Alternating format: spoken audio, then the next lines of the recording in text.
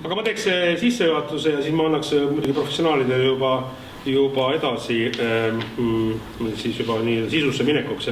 Ja kui ma mõtlesin, et mida täna nii-öelda omalt poolt öelda, et siis no igavesti uhke tunne on, et kui vaadata seda arvestusvaldkonna teemat üldse ja temaatikat, finantsaruandlus, audiitortegevus ja nii edasi, et siis võiks ju mõelda, et mõni on öelnud, et mis seal siis mingit glamuuri on või miskit. Aga vaadates meie situatsiooni, ma just lugesin selles värskes analüüsis Executive Summary't, et Eesti e-aruandlus nimetati ÜRO poolt 2013. aastal World Summit on Information Societies konkursil aastakümnendi parimaks projektiks e-valitsuste institutsioonide kategoorias. Ja siis 2012 oli seesama meie e-aruandlus üks 3 finalistist, mis kandideeris Euroopa ettevõtete edendamise auhinnale ärikeskkonna tõustamise kategoorias. Tundub natuke nagu Oscarite gaalamoodi olevat, et just viimasel ajal, kui me mäletame, on ju grusiinidega koos tehtud mandariini ja siis nüüd just Vehkleja oli täna öösel oli kuskil kandideerimas, et ausalt nagu väga uhke tunne on, et ma arvan, et me võime rääkida siin praktiliselt samast tasemest selles kontekstis. Aga nüüd glamuuriks, et kui nüüd vaadata tegelikult seda raportit, siis mõned asjad, mis tahaks ise välja tuua, et esiteks Eesti on kogu selles arvestusaruandlusauditi valdkonnas tugev tegija. Me oleme väike riik ja meil kindlasti on mõned eelised ka seoses sellega, et adopteerida ja viia ellu erinevaid tegevusi, aga ma arvan, me ei pea häbenema sellele, et me väike riik oleme. Mis mulle oli väga meeldiv, mida ma ei teadnud, mis mulle tuli ka üllatusena, et audiitorkogu on nüüd teinud siis seda e-auditi tarkvara, et lisaks sellele, et üle poolte auditifirmadest on selle nii-öelda endale sisse võtnud ja selle endale ära adopteerinud, et lisaks sellele me oleme tegelikult täna juba eksportimas seda Lätti ja mõtleme nagu samm edasi ka teiste riikide osas, minu arust väga meeldiv. Ja kui vaadata tulevikku, siis põhimõtteliselt anti ju ikkagi mitmed töösuunad, millele me peaksime nagu mõtlema siis selle konkreetse siis ülevaate kontekstis, et võib-olla mida mina nagu välja tooksin on võib-olla üks asi on see, et iseenesest raamatupidamine audit ei ole asi iseeneses. Et mida ma selle all silmas pean, et me peaksime otsima kindlasti tegevusi, kuidas bürokraatiat vähendada, et toote auditeerida on mõtet aruandeid, millel on kasutajaid ja aruandlus ei ole, hoolimata sellest kogu oma olulisusest, ei ole ettevõtluse põhieesmärk. Et raportöörid kirjutavad ka siin selles auditis, et kui me soovime teha paremaks raamatupidamisvaldkonna hariduse kvaliteeti, siis meil tuleks luua elektroonilised õppekeskkonnad, sealhulgas siis ka riiklikud andmekogude demoversioonid. Lisavad ka selle, et eestikeelse tõlke konteksti, et sellest on täna puudus salastes siis raamatutes. Ma olen täiesti nõus sellega, võtame seda tõsiselt. Haridus on oluline, üks baasasju, millest alati alustada. Samamoodi ma olen nõus sellega, et riik jätkab riiklike andmekogude integreerimist, vaatame üle ikkagi kõik need andmed, mida ühelt ettevõttelt riik soovib saada ja loomulikult üks on see, et ükskord küsid ja rohkem ei peaks küsima ja teine on siis kogu elektrooniliste andmete kanalite kasutusele võtta, et kindlasti oluline temaatika, millest me ei saa üle ka ümber. Alati tuleb jälgida seda, et ettevõtlust ei tohi ja ei saa korvata, et ütleme siis minimaalselt vähe koormata maksimaalse tulemuse saavutamisel, et see on see kindlasti üks eesmärk, et lõpuks peab olema kasu nendele samadele ettevõtetele, kes loovad siin töökohti ja kasutavad meie jõukust. Et see on selline kokkuvõte minu sellisest kiirest sissejuhatusest ja ma tahaks tänada kõiki, kes selle uuringuga on vähemal või kaudsemal määral on seotud, kes tegelikult selle raske töö on ära teinud, et ma loodan, et selle tulemusele läheb Eestis aastat paremaks, on jälle selgelt näha, mida me peaksime veel täiendavalt parendama ja eks meie lõpuks eesmärk on ikkagi see, et droonid endiselt tulevikus sellistes edetabelites, kaasa arvatud arvestusvaldkonna edetabelites selgelt tipus, et minu meelest au ja uhkus on täna siin seda uuringut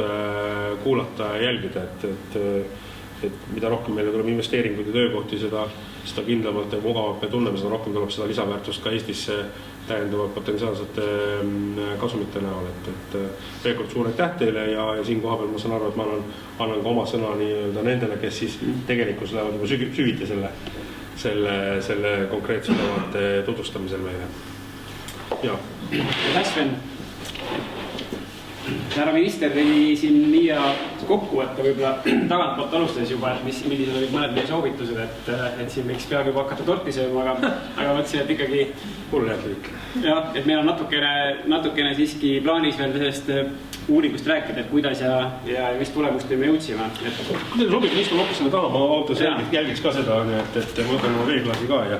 ma tulen kuulan hoopis sealtpoolt seda. Et see slideshow siin võtab seda lühidalt kokku, et tegelikult siis meie töö tulemus on selline 80-leheküljeline dokument tihedas väikses fondis, et tegelikult see on võrreldav sellise väikse doktoritööga, nagu meil on öeldud. Aga siis loodame neid vilju teiega siin lähema 45-50 jooksul jagada. Ja millest me täna räägime, siis lühidalt tutvustame uuringu meeskonda ja siis uuringu tausta eesmärki, et võib-olla ka osad siin saalis olijad ei ole täpselt kursis, et ikkagi miks selline uuring ja mis selle sünniloo alus on. Siis uuringu raames läbiviidud tegevustest räägime, olulisematest valdkondlikest muutustest, sellel peatume pikemalt. Siis Eesti-Šveitsi koostööprogrammi rahastamisest, ehk siis üldse miks see kõik, millest see hea, mis on nüüd juhtunud ja mida ka minister mainis, võimalikuks sai, et on siis tänu selle Eesti-Šveitsi koostööprogrammi rahastusele. Siis ühest Maailmapanga 2004 aasta tehtud aruande tulemustel korraks peatume, et nii-öelda vaatamise ajast tagasi, et mis siis soovitati, kus me täna oleme. Räägime siis nüüd oma tähelepanekutest ja mõnedest soovitustest, millest ka härra minister natuke juba peatus. Ja loodan, et lõpuks jääb ka küsimusteks vastusteks väike aeg meil. Ja uuringu meeskonna tutvustuseks kõigepealt uuringu viis läbi siis AS PricewaterhouseCoopers, et on rõõm siis olla selle, oli rõõm nii ka võita see hange, et selles mõttes, miks mul võib-olla see rõõm nii suur oli, et tegelikult ma olen ise siis PwC's veebruaris saab selline hulluvel number, 22 aastat täis, et see mõnes mõttes tundub nagu väga pikk, teistpidi ma olengi nagu oma igu ja karvade kogu selle Eesti arengu juures olnud aastast 94, nii audiitorina näinud ka siis kõiki oma klientide ja ettevõtjate valusid väga lähedalt. Ja teistpidi PwC on Eesti kõige suurema turuosaga audiitorfirma, et nii-öelda just neid ettevõtjaid, kelle peal siis neid valusid testida või näha või et nagu seda, kuidas see maailm ümber muutunud on, et meil on võib-olla kõige suurem privileegu võimalus olnud, et meil Eestis töötab 150 inimest ja just jaanuari algusest peale on 101 inimest auditiosakonnas, et see ei ole kunagi nii suur olnud, et sellise juba tehase mõõdu annab välja. Ja me auditeerime näiteks 2/3 Tallinna börsil noteeritud ettevõtetest, mis on võib-olla omamoodi maailmarekord nii PwC kui ka börside mõttes. Ja siis tegelikult meid toetab ka siis majandus- ja maksukonsultatsioonide osakonna ning advokaadibüroo ning ka see projekt siin oli koostöös tegelikult ka meie advisori ehk ärinõustamise poolega. Ja lühidalt võib-olla palun ka siis püsti tõusta veel, et siin laua taga on meil Liina Rikk, kes on meil juba 14 aastat töötanud ja selline, ma ütleksin, et Eestis esimeste IFRS-i tasemelt ja kogemuste poolest IFRS-i ja rahvusvahelise rahandusmudelite eksperti juures täiesti kindlasti, et ei ole mingit kahtlust ja ka Liina töötab ka PwC üle-euroopalises sellises struktuurid, mis nõustab siis kogu finantsarvestuse valdkonda PwC siseselt. Ja Liis Talpas on ka juba pika kogemusega PwC-s ja kohe on ka lõpetamas oma doktoritööd ka väga hästi positsioneerunud selle töö peale. Ja Tarmo siis ka igapäevaste projektijuhtimise koha pealt ja aitas seda aruannet meil ilusti kokku kirjutada. Siis meil oli ka natukene nagu ka hanke tingimusi oli kirjas ka väliseksperte kaasatud, et hästi lühidalt, et see Klaas Jansson on näiteks, kõik kolm on meie kolleegid välismaalt, on Rootsi finantsarvanduse nõukogu juht ning sama nõukogu tehnilise ekspertpaneeli juht aastast 2012 ja Rootsi arvestusekspertide kogu rahastustoimkonna liige siis 2008-2013 olnud. Lolita Kapjevitsa näiteks Lätist on Läti raamatustoimkonna liige olnud 10 aastat ning ta on Läti vandeaudiitorite kogu juht aastast 2011, et ka väga hästi positsioneerunud sellist nõu meile andma. Ja Sirkku Palmuoro on siis Soome Finantsinspektsiooni näiteks IFRS-i ekspert aastatel 2007–2012, et kuigi ta on nagu PwC töötaja, siis ta oli Soome Finantsinspektsiooni palgaline nõustaja ning ta esindab ka Soomet Euroopa Liidu järelevalveorganisatsioonides arvestusala valdkonnas. Ja meil on väga hea meel tõdeda, et meil oli väga asjatundlik ja väga hea tellija või vastaspool, et tegelikult kogu meie tiimi au ja kiitus läheb ka Rahandusministeeriumile. Siin on tegi nime Kulmet Ojamaa, Mirjam Suurekivi, Kaili Pats, Taavi Kööler, kes on väga hästi võtsid kätt pulsil ja me igal hetkel teadsime, kes mida teeb ja mis info veel on puudu, et mille peal nagu rõhku panna, et see toimus tõesti väga heas koostöös, mitte et niimoodi, et meie kuhu midagi kirjutasime valmis, siis ühel hetkel saime mingisugused vastused ja et nagu see koostööd poleks olnud, et kõik toimis kindlasti paremini kui keskmine selline meie projekt, et selle koha pealt on mul väga hea meel. Aga uuringu tausta ja eesmärk äkki Tarmo on selle nii hästi enda selgesti, et räägib meile praegu lühidalt.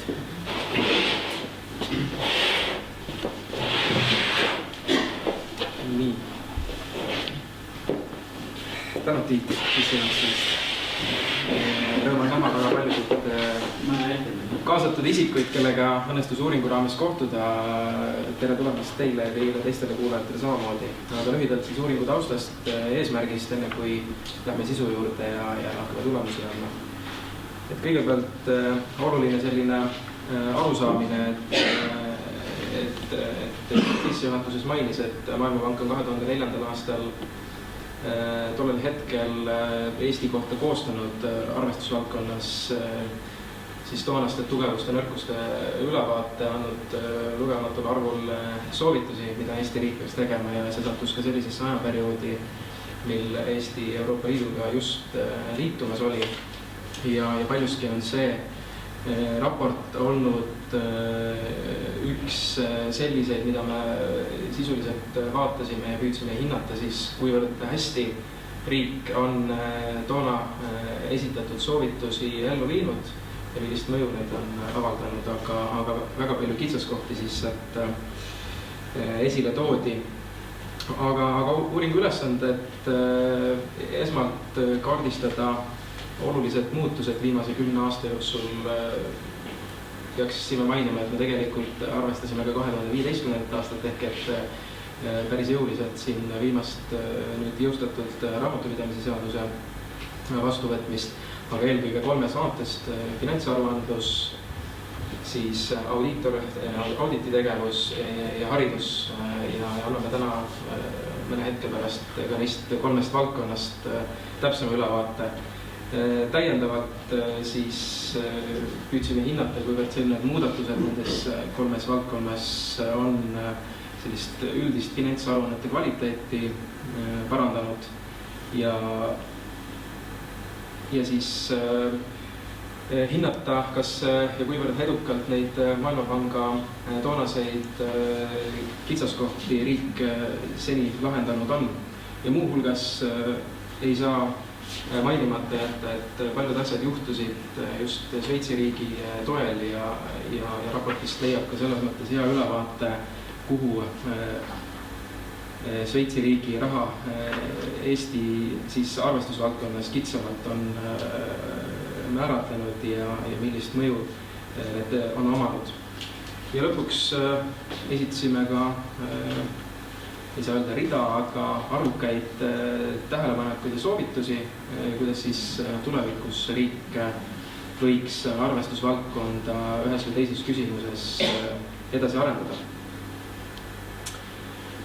Uuringu ülesanded täpsemalt olid vaadata siis muutusi regulatsioonides, standardites, juhendites, tema järelevalvekorralduses, haridustegevuses nii kutse kui kõrgema hariduse valdkonnas, siis ka kutse kvaliteedi tagamises ja juhendmaterjalide kättesaadavuses ja sobivuses. Ja nii nagu sissejuhatuses sai meie meeskonnaliikmeid tutvustatud, siis põhjalikuma võrdlusanalüüsi viisime läbi Rootsi, Soome ja Läti riigi näitel, kuid teatud sõlm- või võtmeküsimuste puhul arvasime ka võrdlusanalüüsi Euroopast Suurbritannia ja Saksamaa. Ja kolmandaks siis veel kord rahastamise poole pealt oleme püüdnud hinnata just sellise rahastamise jätkusuutlikkust läbi Eesti-Šveitsi koostööprogrammi. Ja läbi viidud tegevused selle uuringu algus oli möödunud aasta september, 2015. aasta septembrikuu ja ta kestis sisuliselt aasta lõpuni ja arvestas siis veel kord kõikvõimalikke toimunud muudatusi alates 2004. aastast kuni sisuliselt käesoleva hetkeni välja. Arvukad dokumendid, uuringud, analüüsid, mis on olnud selle uuringu tausta toetamiseks, läbi viidud intervjuud ja nendest ma ka kohe räägin, kes olid sinna kaasatud isikud, välisriikide või Euroopa parima praktika kaasamine, analüüs ja lõppeks siis sellised tulemuste järelduste kokkuvõtte ja soovitused. Aga kes siis said kaasatud uuringusse vähemal või rohkemal määral andsid sinna sisendit väga paljud isikud ja institutsioonid, siis arvestusvaldkonna õigusloome eest vastutavad isikud. Veel kord ka enda poolt sooviksin tänada eelkõige just Rahandusministeeriumi võtmeisikuid väga sisuka toe ja panuse eest. Siis arvestusvaldkonnas tegutsevad kõikvõimalikud spetsialistid ja ühingud, aruannete koostajad ja kasutajad, järelevalve korraldajad, haridusasutused, nimeliselt siis lisaks Rahandusministeeriumile kui ka tellijale Eesti Raamatupidajate Kogu, Raamatupidamise Toimkond, Audiitorkogu, Audiitortegevuse Järelevalvenõukogu, Finantsinspektsioon ja sealt veel siis võrdlemisi erinevad allasutused ja isikud. Eesti Siseaudiitorite Ühing panustas olulisel määral vajalike andmetega. Eesti Kaubandus-Tööstuskoda, Eesti Väikese Keskmise Ettevõtjate Assotsiatsioon, Kaupmeeste Liit ja siis haridusasutustest Majandushariduse Õpetajate Kogu, EBS, Lääne-Viru Rakenduskõrgkool, Tallinna Majanduskool, TTÜ, Tartu Ülikool, Tallinna Tehnikaülikool, TTÜ Tallinna kolledžis ja pankade poole pealt ja Pangaliidu vahendusel siis mõningate pankade esindajad, Swedbank, SEB, Svenska, Handelsbanken, Eesti filiaali ja ka Kredex. Ja Taamal oli siis tegelikult selliseid asutusi või isikuid, kes vajalikke andmeid või teavet väljastasid mõningaid veel. Aga sellises sissejuhatuse poole pealt hetkel kõik annaks üle tagasi Tiidule, et teeme ülevaate olulisematest muutustest siis läbi kõigepealt üldhinnang ja eraldi spetsiifiliselt siis nii finantsaruandluses, audiitortegevuses kui hariduses toimunud muutused.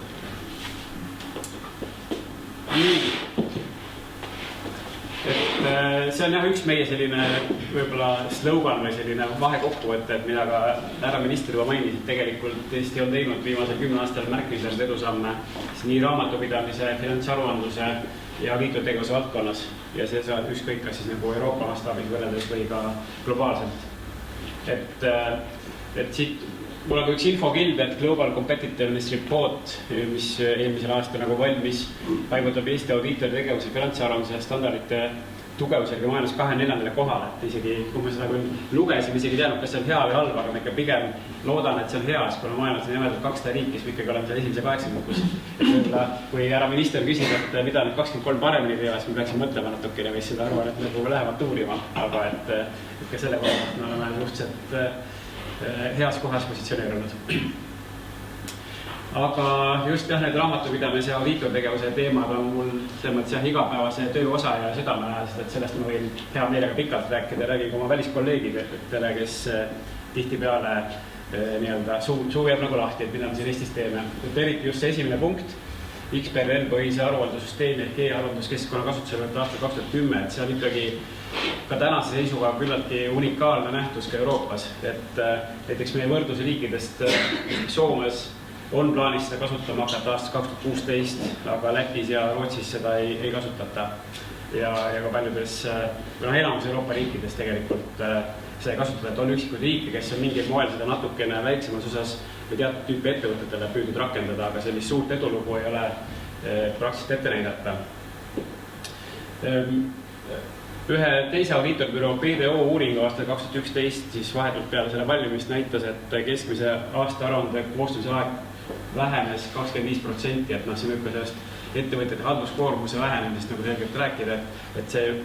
üks võib-olla BDO uuring seda toetab, teistpidi ka see, mis me ise klientide juures näeme, et esimesel aastal oli vaeva ja valu võib-olla selle harjumisega ja selle standardiseerituses ja kõik tekitas rohkem võib-olla pingeid, et polnud harjutud sellega, et seni tehti aruandeid igaüks tegi oma Wordis või Excelis nagu oli seni harjunud tegema. Et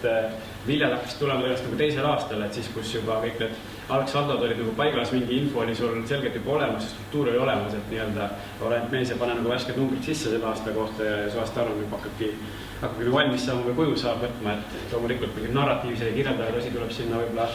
aastal toimunu põhjal natuke juurde kirjutada, mis on unikaalselt selle aasta koha pealt, aga vahendina või sellise abivahendina ta väga hästi töösse läinud. Et jah, et see üks minu näide nagu ongi see, et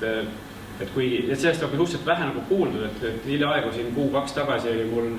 ühe projektiga raames oli siin Taani ja USA kolleegid olid, läksime õhtusöögile, et mulle meeldib tavaliselt, kui mul sellisel päeval peaks näiteks audiitori arvamuse ja selle opinioni allkirjastama, et selle meelega nagu õhtuks jääks õhtusöögiks, et lähme sinna, siis ma nagu muu seas ütlen, et ups, et ma pean ühe auditi otsuse allkirjastama ja siis ma teen seda oma iPhone'iga seal söögilaua taga ja siis šokeeritus on garanteeritud nagu, et isegi sellistest edumeelsest riikidest, et okei, et on nüüd USA või Taani nagu, et tegelikult isegi pole kuulnud, räägivad, et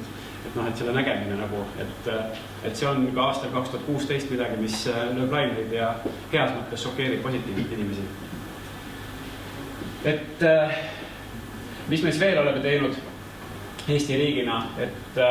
aastal 2013 siis oli Eesti raamatuses hea tava üleminek täismahus IFRS-ilt väike ja keskmise suurusega ettevõtet IFRS-ile ehk SME IFRS.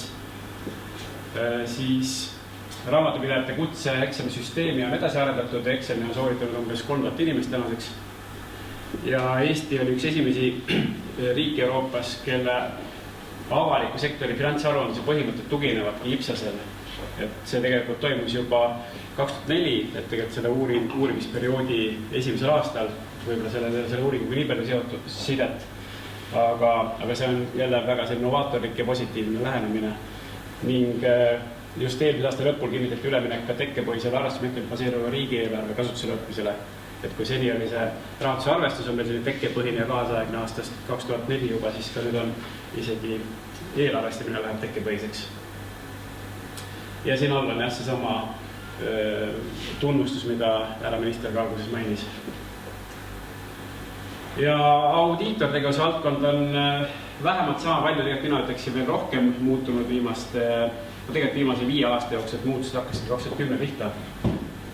Et aastal 2010 tuli audiitoritele siis uus seadus, audiitortegevuse seadus, mis oli esimene tõeliselt kaasaegne seadus, et see vana oli aastast vist 99 ja oli juba aastal 99 tõenäoliselt natukene ajal jalgu jäänud. Et mis see uus seadus siis meil muutis? Et põhimõtteliselt ühtlustas meie regulatsiooni Euroopa Liidu direktiividega ning rahvusvaheliste audiitortegevuse standarditega. Et seni nagu võisime elada nagu kahte elu, et kusagil olid ka mingi Eesti audiitortegevuse eeskiri, see eeskiri oli tegelikult tolle hetkeni selline 30-40 väike lehik, samal ajal kui rahvusvaheliste audiitortegevuse standardid on raske öelda, aga siuke 1000 lehekülge tehnilist teksti. Et siis just nagu ka turuosalised müüsid mõlemad auditit, aga tegelikult ühed juhindusid sellisest väiksest tihikust ja teised nagu suurest paksust raamatust, et selgelt see tulemus lõpuks ei ole võrrelda päris. Et see siis ühtlustati üle kogu professiooni, mis on väga positiivne, tegelikult oli pikalt oodatud samm aastal 2010. Siis tekkis avaliku järelevalve nõukogu näol, mis siis teostab sellist sõltumatut ülevaadet või järelevalvet meie professiooni üle. Vannutatud audiitorite jaoks kehtestati uued kvalifikatsiooninõuded ja ka sellise nõude, et mis ka minu teada on täiesti unikaalne Euroopas, et kõik ka seni vandeaudiitori litsentsi omanud vandeaudiitorid pidid selle eksamiga läbi tegema, et sealhulgas kas ka mina ise ja kõik meie lugupeetud konkurendid ja kõik, kes iganes. Et sellist nõuet olemasolevatele audiitoritele pole minu teada Euroopas kusagil praktseerivatele audiitoritele pandud. Alguses tundus see võib-olla nagu isegi liiga äärmuslik meede, et nagu võib-olla isiklikus seisukohast, et kuidas miks mina pean mingisuguse audiitori eksamiga veel ennast vaeva vanad eas siin. Aga nüüd valud sai üle elatud ja kõik said eksami ära tehtud, kes tahtsid ja samas, kui mu mälu ei peta, siis 77 inimest väljus ka professioonist tol hetkel. Et siis kas eksami mitte läbimise tõttu või siis eksamist loobumise tõttu teadsid,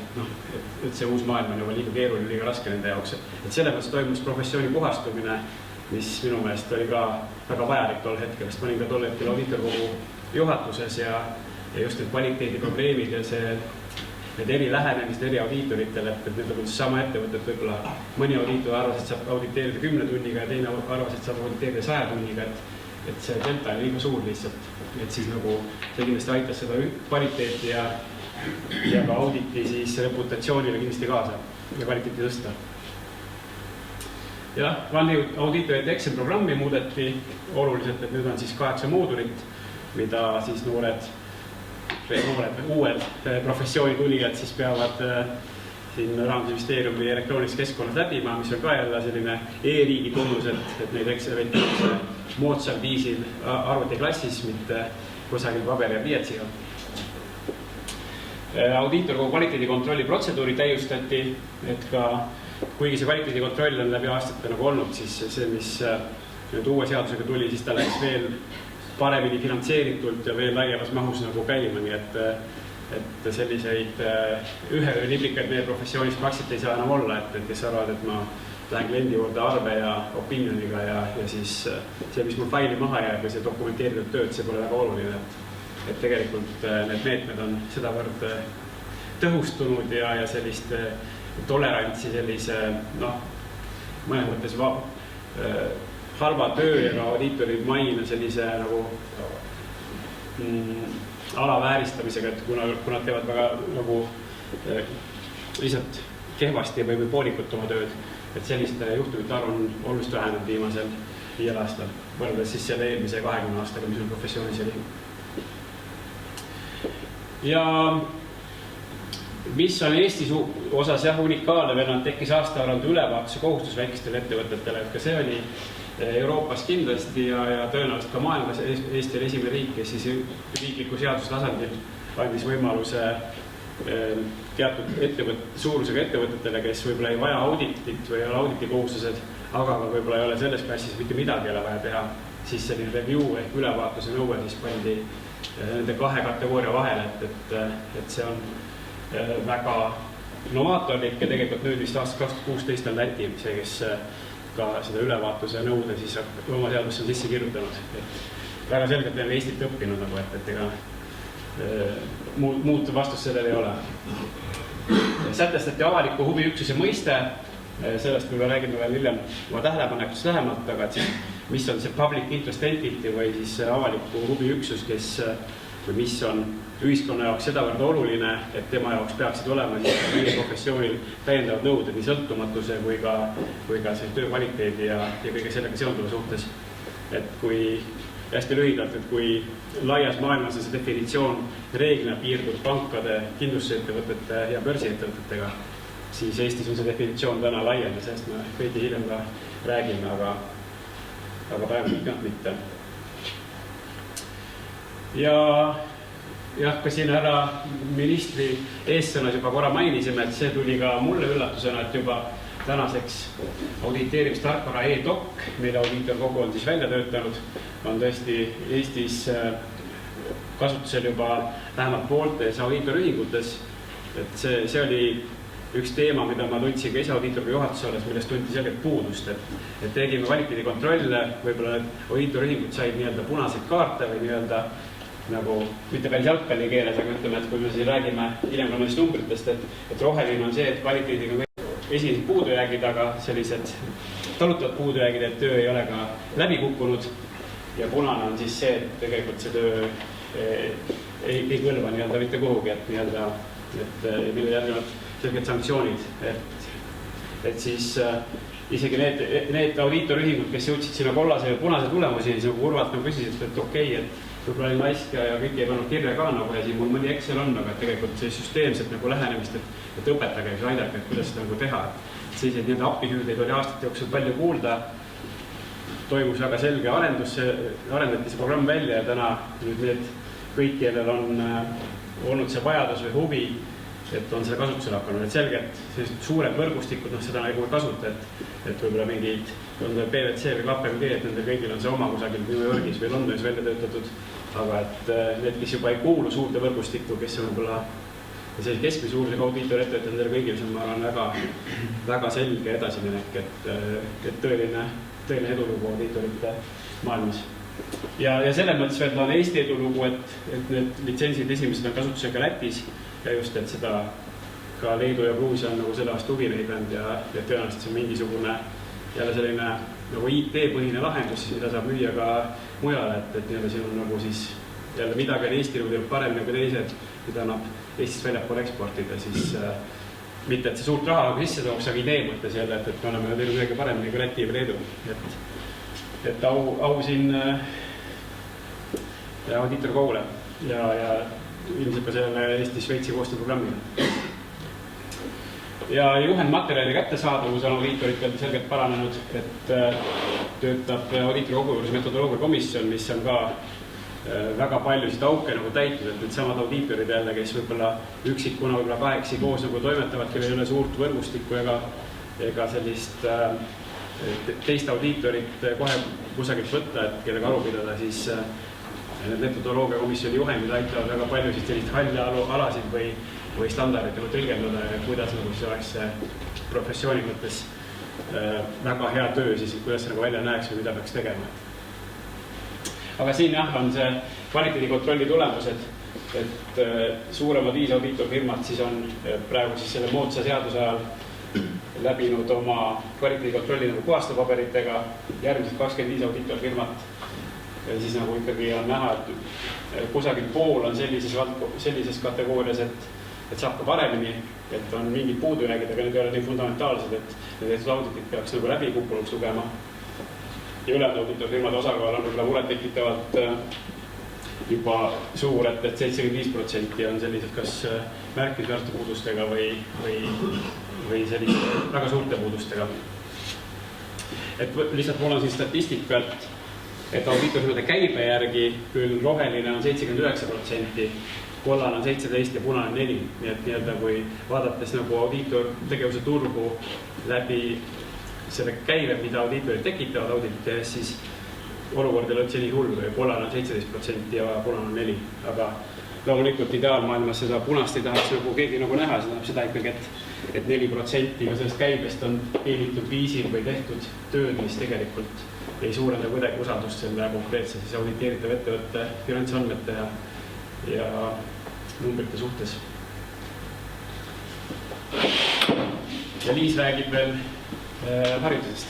Jah, et annan siis lühikese ülevaate veel nii-öelda hariduses toimunud muutustest, et soovitused võib-olla hariduse valdkonnas jäävad natukene hiljemaks. Aga võib-olla kui jagada see hariduse valdkond nagu 2, et ühelt poolt nii-öelda, mis on toimunud kutse- ja rakenduskõrghariduse tasemel ja teiselt poolt siis ülikoolide tasemel. Et kuidas meie tänane nii-öelda kutse- ja rakenduskõrghariduse tasemel need õppekavad on üles ehitatud selliselt, et selle õppekava lõpetanu peab siis olema võimeline sooritama siis raamatupidaja tase 5 või siis vanemraamatupidaja, mis on siis tase 6 kutseeksamit. Et seda kutseeksamit iseenesest korraldab Kutsekoda, Eestis on see edasi antud selle nii-öelda eksami korraldamine raamatupidamise valdkonnas siis raamatupidajate kogule. Ja selle nii-öelda raamatupidamise tase 5 ja tase 6 nii-öelda kutsestandardid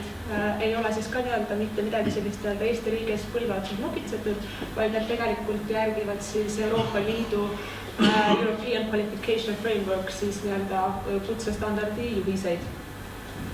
Aga et mis siis võib-olla meie nii-öelda intervjuude käigus ka välja tuli, on see, et kutsekõrgkoolide ja rakenduskõrgkoolides, kus siis tegelikult praktika moodustab enam ca 25% sellest õppekava mahust, on tegelikult jätkuvaks siis võib-olla probleemkohaks siis praktikakohtade leidmine õpilastele ja ühelt poolt siis praktikakohtade leidmine, aga teiselt poolt ka see, et see praktika, kus siis käiakse, oleks tegelikult sisuline ja siis selles nii-öelda oleksid täidetud siis nii-öelda praktika eesmärgid. Ehk siis näiteks õpilane saaks kokku puutudagi kõikide nende Statistikaameti aruannetega, Maksuameti aruannetega, majandusaasta aruande koostamisega. Et võib-olla on siin nagu üks koht, kus riik saab abiga ulatada. Kui rääkida võib-olla lühidalt, et mis on ülikoolide tasemel toimunud, siis ma arvan, et selle 10 aasta jooksul on kindlasti õppekavad oluliselt arenenud, järjest rohkem tähelepanu pöörataksegi just finantsaruandluse, aga ka audiitortegevuse õppeainetele, et seda näitab selgesti see, et aastal 2011 näiteks siis Tallinna Tehnikaülikoolis loodi eraldi magistriõppeprogramm audiitortegevuse valdkonnas. Ehk siis viimased 4 aastat on võimalik siis tudengitel eraldi magistriõppe auditiprogrammis osaleda. Ja Tallinna Ülikoolis, Tartu Ülikoolis on siis viimase paari aasta jooksul samuti loodud siis nii bakalaureuse kui ka magistriõppe tasemel siis eraldi võimalus spetsialiseeruda õpingute jooksul siis just majandusarvestusele. Ja mis ma võib-olla tahaksin kõige rohkem rõhutada on see, et meie ülikoolid liiguvad täna sellel suunal, et saada siis endale AK kvalifikatsiooni. Et mida see AK tähendab? AK on Association of Chartered Certified Accountants. Ehk siis tegemist on rahvusvaheliselt väga tuntud ja tunnustatud arvestusekspertide organisatsiooniga, millel täna üle maailma on circa 160 000 liiget. Ja AK siis korraldab sellist eksamineerimist, millel on 14 eksamit. Ja täna circa 500 000 inimest üle maailma seda eksameid teeb. Ja mis on selle võib-olla mõte on see, et täna ülikoolid üritavad enda siis magistriõppeprogramme saada vastavusse selle AK kvalifikatsiooniga. Ja see tähendab sisuliselt seda, et kui täna bakalaureuse taseme õpilasel on võimalik saada nendest 14 AK eksamist 4 eksamist vabastus, siis pärast seda, kui näiteks meie ülikoolid suudaks enda magistriõppeprogrammid näidata, et need on vastavuses siis selle AK eksami tasemetega, siis oleks õpilastel võimalik saada AK eksamist 9 vabastust. Ehk siis järele jääks teha peale siis kooli lõpetamist ainult siis 5 eksamit. Et see näitab, kuigi ma ise usun siiralt, et meie arvestusvaldkonna õppekavad on kindlasti täna juba väga heal tasemel, siis see oleks rahvusvaheline tunnustusmärk sellele, et rahvusvaheline organisatsioon samamoodi on meie õppekavasid tunnustanud. Ja võib-olla siin all on ka väike märksõna, et mis kindlasti meie arvestusvaldkonna haridust mõjutas, on 2013 aastal siis läbi viidud see haridusreform, mille tulemusena tegelikult muutus see, et millises mahus ja millisel tasemel saavad siis koolid arvestusalast haridust anda. Et võib-olla kui tuua siin konkreetsed näited, et siis selle reformi tulemusena näiteks Tallinna Majanduskoolis ei ole võimalik enam rakenduskõrgharidustasemel arvestusalast haridust anda ja vastupidi näiteks Tallinna Tehnikaülikooli TTÜ Tallinna kolledžis on oluliselt vähenenud siis nende õppekohtade arv. Et kui aastal 2012 sai sisse astuda veel circa 60 inimest sinna arvestusaasta haridust omandama, siis aastal 2013 ja 2014 on see langenud siis 26 peale. Et siin võib-olla ka riigile väike mõttekoht, et kas oleks vaja neid õppekohtade arvu suurendada. Aga nüüd annan edasi Jari Tarmale, kes räägib siis Eesti-Šveitsi koostööprogrammi. Eesti-Šveitsi koostööprogrammi mõiste või termin on siit juba väga palju läbi käinud mitmel korral, aga kuhu see raha on siis täpsemalt läinud. Taustaks nii palju, et 2004. aastal, 10 aastat tagasi, siis Šveits otsustas 12 Euroopa Liiduga tol hetkel liitunud riigile kokku miljard Šveitsi franki eraldada erinevateks majanduse ja siis sotsiaalsete erisuste, lahknevuste minimaliseerimiseks ja Eesti on saanud sealt selle aja jooksul natuke enam kui 30 miljonit eurot, mida ta siis on saanud riigis käsutada ja täpsemalt arvestusvaldkonda on siis jõudnud 1,4 miljonit eurot, millest siis 400 000 eurot on läinud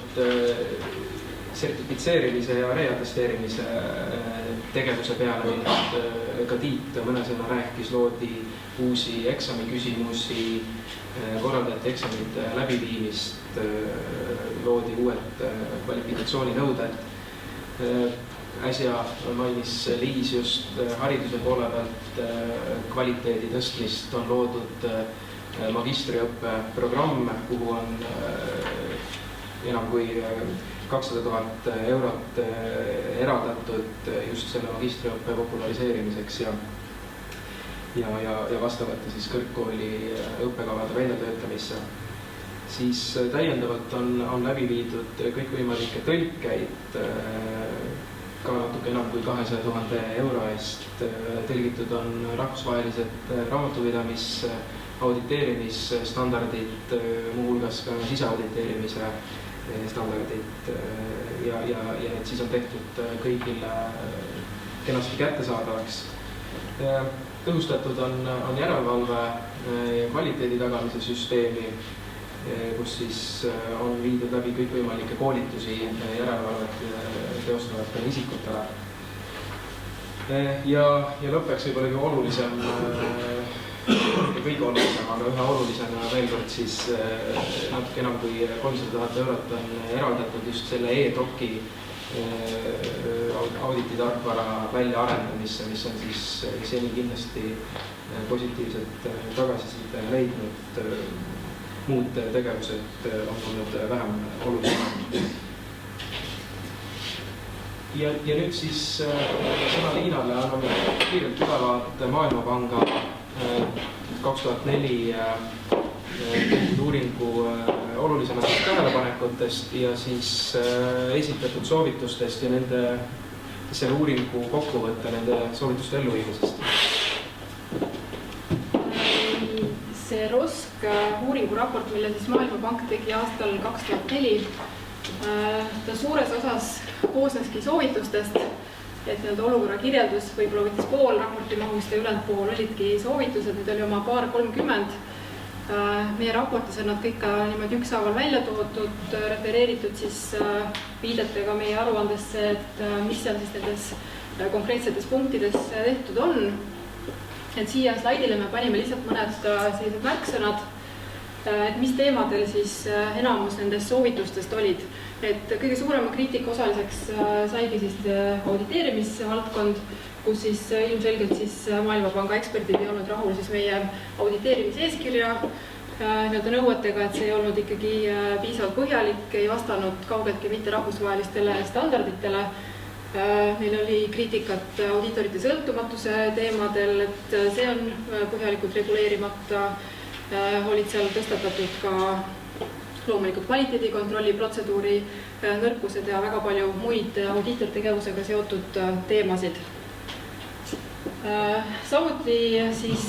kuigi nad oma raportis arvasid, et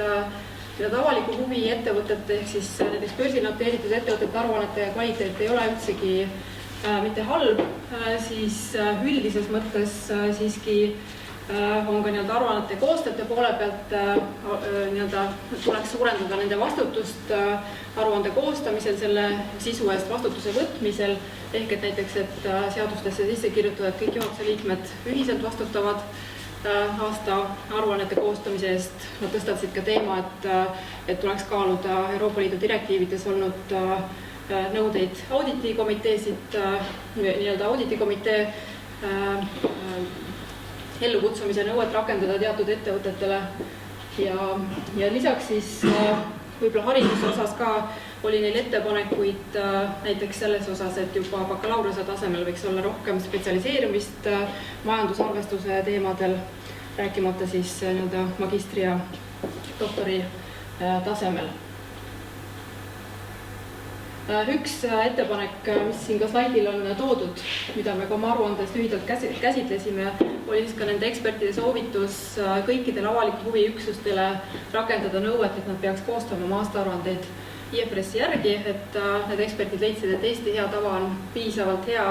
väikestele ja keskmise suurusega ettevõtetele, aga et avaliku huvi üksustele ta võib-olla päris piisav ei ole. et see on ka võib-olla üks sellistest nende soovitustest, mida me oma raportis leidsime, et see ei ole võib-olla olnud asjakohane, et me tuleme ka tagasi oma soovituste ringis, kus me räägime ka nendest avaliku huvi üksustest ja sellest, et Eestis võib-olla see ring ongi natuke liiga lai ja kui nii-öelda vaadata avaliku huvi üksuse definitsiooni Euroopa Liidu direktiividest, siis kaudselt nagu see nõue ongi täidetud, et need sellised üksused meil juba praegu koostavad aruanded IFRS järgi. Pane kohe veidi. Ma siin juhin tähelepanu, et selles ROSC-i raportis, siis ma ei tea, mis mõõdikud siis olid auditite kvaliteedi hindamiseks, aga et siin on suhteliselt karm näide ka siis, et aastal 2004 umbes 25% audititest oli sellise hea kvaliteediga, 25% keskmise, 50% nagu halva või siis ütleme tegelikult mitte rahuldav. Et siis selle koha pealt ka nagu see, millest ma siin mõni hetk tagasi kui rääkisin, ükskõik kui ta pidi neid minu protsente vaadata, siis ilmselgelt täna oleme kordades paremas kohas kui aastal 2004. Mis iganes nende numbrite allikas on, aga et ilmselge paranemine ja ilmselge professiooni usaldusväärsus on ikkagi kasvanud selle. Ma saan aru, et need numbrid ka tegelikult tollases raportis väga sellise teadusliku põhjendusega ei olnud, et nad kirjeldasid vist ka kuidagi, et see on selline tunnetuslik arvamus, et ilmselt see intervjuude ja aruannete vaatamise põhjal neil kuidagi siis kujunes selline arvamus neil ekspertidel. Ja siia slaidile panime siis nii-öelda summeerituna siis mõned sellised mummud, et meil aruandes on paar lehekülge detailsemalt nende ROSC-i raporti soovituste kohta siis antud hinnanguid, et kas meie hinnangul on need tollased 10-11 aastat tagasi tehtud soovitused vahepeal täidetud või mitte, et see üldpilt nii sellel slaidil kui ka meie raportis on samasugune ilus, et seal on võib-olla väga väikestes kohtades veel selliseid edasiarendamise võimalusi, et näiteks nüüd audiitortegevuse osas, et Tiit juba tegi ka selle ülevaate, et mis sellised olulisemad arengud on 10 aasta jooksul olnud, siis üks võib-olla murekohtadest, mis meil praegu ikkagi üleval on siis jätkusuutliku rahastuse teema, et väga palju nendest projektidest, mis 10 aasta jooksul teoks said, on siis Eesti-Šveitsi koostööprogrammi rahade abil finantseeritud, aga see programm on nüüd tänasega läbi saanud. Et võib-olla selline edasise rahastamise teema on väike murekoht. Ja siin üks väike poolik mumm on siin ka võib-olla selle hariduse valdkonna juures, et kuigi seal ka areng on olnud väga suur, on olnud need õppeprogramme väga palju täiendatud, aga siiski kui ROSC-i ekspertide soovitusi kuulata, et nad soovitasid, et juba bakalaureuse tasemel võiks olla ikkagi seda majandusarvestuse sellele spetsialiseerumist olla võimalik teha, siis tänapäeval on küll võimalik ka juba bakalaureuse lõpuaastatel seda spetsialiseerumist teha, aga samas see spetsialiseerunud ainete maht versus kogu õppekava maht on siiski väga väike, et umbes võib-olla 10% kõikidest ainepunktidest moodustab siis see majandusarvestuse spetsialiseerumise ainepunktid. Ja nagu siin on juba ka jutust läbi käinud, siis võib-olla väike murekoht on ka siis need puuduvad õppematerjalid ja puudus eestikeelsetest raamatutest. Aga sellest kohe meie soovitustes tuleb ka natuke täpsemalt juttu.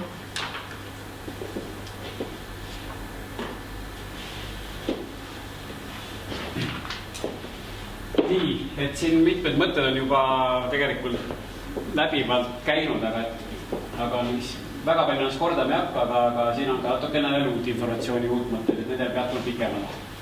Et esimene punkt on päris selline huvitav, et kes juba asjaga igapäevas kokku ei puutu või statistikaga, et kas te teadsid, et keskmiselt 15% kõikidest äriühingutest või äriüksustest siis on jätnud oma rahastuse aastaaruande äriregistrile esitamata. Et see on arvestades, et see number on meil kuuekohaline, eks ju, 100 pluss 1000 ühingut, et siis see number on tegelikult ka absoluutarvus väga suur, et 10 000 mõõdetav. Ja tegelikult sellel ei ole nende jaoks mingit tõsiselt tagajärgi. Ma siin korra tsiteerin, et siin on huvitavaid mõtteid on nagu selle töö käigus nagu erinevad osapooled välja käinud, et kas peaks nüüd sanktsioneerima mitte, et noh, mõnes mõttes võib-olla enamus nendest on mingid ühe mehe OÜ-d, mis seisavad kusagil riiulist, võib-olla polegi vahet, aga et samas tegelikult kui nüüd rohkem nagu analüüsi tõenäoliselt on seal ka väga toimivaid ettevõtteid ja kindlasti ka neid, mida keegi kasutab mingiks käibemaksupettuseks või lihtsalt kavatseb pankrotti lasta nii-öelda, et ta ei lase ka teistel turuosalistel ei võimalda enda finantsseisuga tutvuda, sellepärast et võib-olla nende numbrite avaldamine tekitaks hankijate näiteks veel suuremat paanikat või kreditorides. Et mis iganes põhjused, aga et neid mõtteid, et kui siis sanktsioneerida, on täitsa huvitav nagu lugeda, et näiteks riigihangetes mitte lasta osaleda või siis EAS-ilt taotluste keelustamine või siis aktsiate müümise keelustamine või siis näiteks isegi käibemaksu mitte tagastamine või siis kohustuslik audit või review neile peale panna, et isegi kui nad on nii väiksed, et nad võib-olla muidu ei vajaks seda. Et erinevad mõtteid nagu tuli, et päris huvitavad, et aga noh, meie selle koha pealt nagu väga raske öelda, et kus see tasakaalupunkt nagu on, et iga sanktsioon, mida jõustada ikkagi peaks nagu täitma mingit selget eesmärki, et mitte ka teistpidi üle koormata või seda siis pendlit teisele poole kuskil lüüa. Aga et see on üks murekoht, võib-olla lihtsalt mille peale riik peaks mõtlema. Et üks murekoht, mis ka seondub minu kui audiitori professiooniga, minu kui audiitori endaga, et kes neid aruanded alla kirjutab, et suhteliselt suur osa audiitorite aruandest on märkustega või isegi eitavad otsuse annata väljaannete jätmised. Kuid ka see ei mõjuta asjaomaseid ettevõtteid ega ka siin. Noh, ega võib-olla ka globaalses mõttes ega naljalt võib-olla ei tulegi ette, et mis need sanktsioonid nagu peaksid olema, aga et pigem võib-olla see on ikkagi selle ühiskonna kasvamine ja sellise ärikultuuri osa, et lihtsalt kui me räägime mingist anglosaksi riikidest, et on ta seal USA või Suurbritannia, siis märkus audiitori aruandlus on midagi, mida keegi pole eriti kuulnud ega näinud, et nii-öelda minusugused partnerid, kes on PwC's 30 aastat töötanud, ei ole ühtegi märkust kunagi kirjutanud, ei oska neid kirjutada, sellepärast et kunagi ei pea panema ühtegi. Sellepärast, et see on nihuke nõu-kõu, et siis sa ei ole ühiskonnas mitte keegi, et sa ei saa pankadest laenu ja krediitorid sind ei usalda ja kõik hoiavad süsteemale nagu pidanida pisist. Et selles mõttes nagu selleni on meil nagu Eestis nagu minna, et võib-olla sanktsioonidega seda on ka raske nagu kuidagi paremaks teha, aga et Eestis see protsent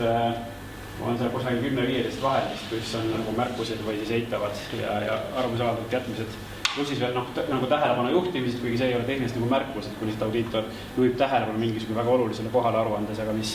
veel ei tähenda, et aruanne vale on. Et siis koos nendega on see 20%, aga et lihtsalt ta tundub arenenud maadega võrreldes väga suur. Nüüd ütleme vana Euroopa võrreldes. Seal võib-olla ka lisaks käisid veel mõned mõtted läbi näiteks, et kui riigis võtta lahti mingi ettevõtte andmed, et kohe seal avalehel oleks ka näha, et kas ta esitab oma aruanded õigeaegselt, kas tema aruanne on puhta audiitori otsusega või mitte, et võib-olla see selline natuke suurem avalikkuse tähelepanu läbi selle suurendaks ettevõtete motivatsiooni. Või siis näiteks, et kui korraldatakse mingid ettevõtete toppe, valitakse kuskile, kus riigil on vähegi mingit moodi osalus või läbi selle kuskil komitees osalemise, et siis vältida nagu sellistesse toppidesse selliste ettevõtete lisamist, kelle siis aruanded tegelikult ei ole kvaliteetsed. Et võib-olla see ärikeskkonna kasvatamine natukene on selline pikema vinnaga protsess, et võib-olla erinevaid mõtteid. Ma võib-olla siis kasuta audientsi praegu ära, teha üks episood võib-olla isegi professionaalses mõttes, heas mõttes, aga viisakalt öeldes nagu närvidele, on see, et ettevõtjatel, kellel, kui nad teeksid korraliku aruande, mis vastab siis Eesti standardile ja viiks kõik audiitori tähelepanekud sisse, ning see tähendaks seda, et nende oma kapital siis läheb miinusesse ja nad peaksid tegelikult siis rekapitaliseerima ja äriregister saab siis oma sunnimeetodid hakata kasutama, et tehke midagi ja saatma neid kirju. Siis tegelikult teil on motivatsioon täna mitte neid audiitori parandusi sisse viia, võtta see märkustega audiitori arvamus ja see puhttehniliselt siis, kui selle bilansile peale vaadata, on omakapital korras, kuna ta ei ole viinud audiitori neid märku sisse, mis viiksid omakapitali näiteks allapoole seaduse normi. Ja tegelikult see on see koht, kus see on nii elementaarne matemaatika, et äriregister nagu ei peaks sellist nii-öelda ümber nurga pettust nagu kuidagi kaasa mängima, et tegelikult ikkagi see ametnik võiks liita ja lahutada, et kui ta nüüd selle audiitori need plussid-miinused see juurde liidab, et siis tegelikult see ettevõte ei ole vastavus ja tegelikult on näiteks pankroti ohus ja võib homme päev nagu uppi lennata. Et selles mõttes see on nagu aastaid nagu siin kusagil nagu jälitanud ja ka meil on kliente tegelikult, võib-olla meil on sellised lugupeetud ja suuremad ettevõtted, kellega mõne tütarettevõttega lihtsalt meelega tehakse nii, et aega võita, et mitte midagi teha, et nad teavad, et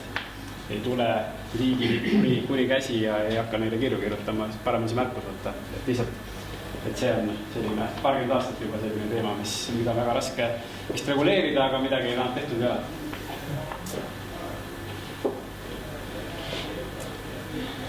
Et sellest tegelikult Liina juba rääkis ka, et see koostööprogramm on nagu lõppenud, väga palju häid asju on juhtunud ja kindlasti saaks ka jätkuvalt häid asju edasi teha, et kas on nagu võimalik nii-öelda, on nüüd Šveitsi poole pealt või kusagilt mujalt Euroopa mingitest fondidest või riik ise nagu näeb täiendavat finantseerimisvajadust, aga et neid häid asju nüüd edasi teha, mis ootaksid tegemist, on siin alga loetletud, et on ta siis e-toki tarkvara edasine arendus või riiklik andmebaasi integreerimine, hariduslikud teemad, et neid asju on veel, mida saaks kindlasti teha, et lihtsalt mida parem finantseering on, seda kiiremini ja seda paremini neid asju saaks nagu teha. Aga siin on meil praegu lihtsalt selline mõttekoht edasiseks. Sellest ka tegelikult Liina juba natuke rääkis, et kolmas tähelepanek on avaliku huviüksuse määratus on väga lai täna Eestis. Et meie hinnangul on see kusagil kas mingi 160-170 võib-olla ettevõtet Eesti, mis tänase definitsiooni järgi läksid avaliku huviüksuse nime alla. Kui me piirduksime ainult börsiettevõtete pankade kindlustustega, me tõenäoliselt jõuaksime kusagil 30-ni, et kas tuleks absoluutne miinimum või siis mingisugune natuke laiendatud kesktee, et mingid avaliku sektori suuremad ettevõtteid siin lisada, et nii-öelda see on nagu tegelikult nii-öelda selle töö tellija otsus lõpuks, et kas ta tahab seda definitsiooni kitsendada, aga et me oleme siin ka arutanud Rahandusministeeriumiga, et kindlasti avaliku huviüksuse hulgas on ka ettevõtted, mis tunduvad nagu täiesti juhuslikult sinna seltskonda sattununa, et mis ei täida seda eesmärki, et kui see avaliku huvi definitsioonile mõelda, et siis tõenäoliselt, kus on nüüd väga palju stakeholdereid või huvitatud osapooli, kellel selle ettevõtte hea käekäik on oluline, et on ta siis pankade puhul on lihtne, et need on väga palju neid, kes seal deposiidi on sinna pannud, ilmselt tuhandeid ja kümneid tuhandeid, kindlustusseltsi puhul on samamoodi neid lepingupooli, tuhandeid ja kümneid tuhandeid, börsiettevõttel on tuhandeid aktsionäre, et nii-öelda kui midagi selle ettevõttega juhtub, et siis neid ka huvilisi ja kahjukannatajaid on palju rohkem. Et seda, kui tänase avaliku huvi definitsiooni alla kas satub ka näiteks äriühing A. Le Coq, kes toodab Tartus õlut ja teenib kenakesti lihtsalt väga suurt kasumit, siis oma omanikule, kes istub Soomes, et siis et miks ta on avaliku huvi üksus, et nagu ei peaks olema. Et seda definitsiooni võib-olla üle vaadata, et see ka pilt siin nagu näitab, et kui see EU definitsioon on siin selline joon, siis minu üllatuseks isegi UK ja Germany, Saksamaa ja Suurbritannia on isegi võib-olla ennast alareguleerinud Euroopa Liiduga võrreldes, et ma ei tea, kuidas see võimalik on, aga nad ilmselt siis on mingitele nõuetele vilistanud ja siis Eesti on uhkesti siin suhteliselt nagu paremas otsas, et me oleme nagu ennast nagu üle reguleerinud siin. Kuidagi Hispaania vastu me ei saa, aga Hispaania on ka see definitsioon siis kõige laiem. Aga et see on mõttekoht.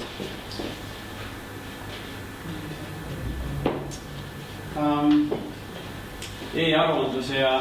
ütleme sellest ka siin härra minister juba mainisid tegelikult see ühe sõnaga öeldes, et riik jätkaks siis riiklike andmekogude ühildamist, et just, et kas ettevõtja halduskoormus oleks väiksem ja kui ta riigiga suhtleb, et siis kõiki näiteks finantsandmeid või kõik andmeid, mida üldse riigiga suhtlemise oma edastada, ta teeks ühe korra, et siis see jõuaks alati õigete kanalite kaudu õigesse kohta välja. Ja võib-olla siis digipöörde projekt, mis on üks siis projekt läbi, mille siis avalik sektor ja erasektor hakkaksid oma arveid vahetama ainult nii-öelda masinloetavate arvetena, siis projekt kui selline väga teretulnud, aga jällegi võib-olla peaks mõtlema, et kui palju see puudutab väga väikeseid ettevõtted, et kas neil võiks olla keeruline seda masinloetavate arvete vastuvõtmist või väljasaatmist endale kuidagi rakendada, et võib-olla selliste projektide puhul mõelda sellele, et kas on mingi üleminekuperiood vajalik või saavad kõik ettevõtted selle teemaga ilma suurema mureta hakkama. Siis 5. punkt puudutab nüüd aastast 2016 hakkas juba kehtima uus raamatupidamise seadus, kus kehtestatakse uued nõuded väike- ja mikroettevõtetele, et lisaks siis on meil ka veel keskmise suurusega ettevõtted ja suured ettevõtted ja siis neil kõigil on selge hoida ja lahti hoida, et kui me uusi seadusi või regulatsioone vastu võtame, et midagi täna seal otseselt nagu viga oleks, aga me näeme, et siin on oht, et võid vastupidi, on võimalik lihtsustada, siis me pigem teeks seda. Võib-olla paari sõnaga kommenteeriks siis seda hariduse osa, et mis võib-olla hariduse valdkonnas siis intervjuudest välja tuli, on see, et meil on küll täna olemas väga hea õpik raamatupidamiseks alusõppe kohta ja ülikoolid on töötanud igaüks ka ise välja eestikeelseid õppematerjale, siis väga paljud osapooled kindlasti tunnistasid, et täna jääb just puudu niisugusest ühtsest võib-olla kesktasemel või raamatuse keskkursuse tasemel siis sellisest õpikust, et mida saaksid kõik kutsekoolid, rakenduskõrghariduskoolid ja ülikoolid kasutada. Et täna on pigem igaüks nokitseb enda põlve otsast, et materjalid valmis, mis kindlasti ei tähenda, et need oleks kuidagi ebakvaliteetsemad, aga riik võiks mõelda siis sellise korraliku hea kesktasemel õpiku tellimise peale. Aga võib-olla millele juhiksin rohkem tähelepanu on see, et täna on selge vajadus kindlasti selliste demoprogrammide järele ülikoolides, et õpilased siis juba õppimise aja saaksid tutvust teha, et kuidas on siis esitada Statistikaameti aruandeid, kuidas siis käib päriselt majandusaasta aruande esitlemine ja koostamine äriregistris, et kõikide selliste demolahenduste loomine ja vabalt kasutusse andmine ülikoolidele ja ka kutse- ja rakenduskõrghariduskoolidele oleks kindlasti täna väga tervitatav, sest et meie intervjuudest ka võib-olla praktikutega koorus selgelt välja, et just sellisest praktilistest kogemustest jääb meie õpilastel puudu, kui nad just tööturule sisenevad ja sellised demoprogrammid aitaks seda praktilist poolt oluliselt kasvatada. Meie viimane tähelepanek, millest me siin praegu räägime, on standardid välja andva organisatsiooni sõltumatus. Et see murekoht on see, et uues raamatuste seaduses nõutakse, et kõik siis rahandusvaldkonna juhendid alates 2017. aastast peab kirjutama Rahandusministeerium. Et me ei saa öelda, et see oleks väga laialdaselt aktsepteeritud praktika siin Euroopa suuremates riikides, et kas või siin näiteks Saksamaa või Suurbritannia näiteks tuua siis see accounting standards board või siis raamatude mis standardite kogu või raamatustoimkond üldiselt toimetab kohalikust Rahandusministeeriumist või siis mõnest muust sellist regulaatorist sõltumatult. Et siin on plusse ja miinused, et meie poolest võib-olla see, et härra Sester hakkab isiklikult oma allkirjaga siin raamatus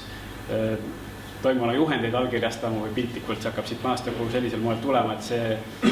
ei ole võib-olla see, mida me ise päris mõistlikuks peame, et parem oleks ka sellist raamatupidamislikku õiguslikku loomet teostava organi sõltumatus siis tegelikult Rahandusministeeriumist. Et see on see, kuhu poole maailmas paljud riigid liikunud on, et me ei saa öelda, et see igal pool nii on, aga et meile tundub, et sellise status quo jätkumine oleks pigem eelistatud kui see, et ta läheks väga selgelt Rahandusministeeriumi käe all, aga see on võib-olla siin majas seda kõva häälega, siin on julge rääkida, et aga ma võtsin ikka selle julguse kokku praegu ja valin selle slaidi ka siia. Aga see meie praegu soovituste ülevaate osas on kõik, et meie raportis muidugi oli soovitusi mõnedel teemadel veel, aga siia me tegime sellise valiku, mis meie arvates võib-olla olid läbivalt olulisemad teemad. Ja ma saan aru, et uuringu raport avalikustub on juba või varsti teeb seda. On sellel aadressil saadaval. Aga hetkel täname tähelepanu eest, et ongi küsimuste vastuse sessioon, et